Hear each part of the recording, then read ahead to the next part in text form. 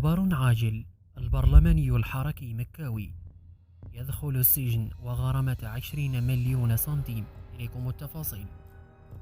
أصدرت المحكمة الابتدائية ببني ملال مساء أمس حكمها القاضي ب6 أشهر موقوفة التنفيذ في حق البرلماني عبد الله المكاوي عن حزب الحركة الشعبية على إثر متابعته بتهمة النصب وعدم تنفيذ العقد.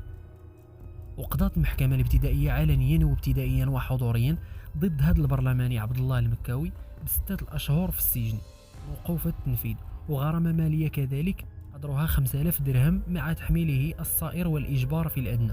وفي الدعوى المدنية قضت المحكمة بأدائه لفائدة المطالب بالحق المدني تعويضا قدره 200 ألف درهم مع الصائر. وتابعت النيابة العامة بمحكمة بني ملال البرلماني بتهم النصب وعدم تنفيذ عقد بعد شكاية تقدم بها أحد التجار المعروفين في الجهة بعدما منع من جني محصول الليمون بإحدى الضيعات من طرف البرلماني وأنصاره الذي قام بكراء غلة الليمون لتاجر. وعرفت الواقع اشتباكات بين أنصار البرلماني وعمال لدى التاجر قبل أن تتدخل عناصر الدرك الملكي ليتم فتح تحقيق في ظروف وملابسات الواقعة تحت إشراف النيابة العامة المختصة.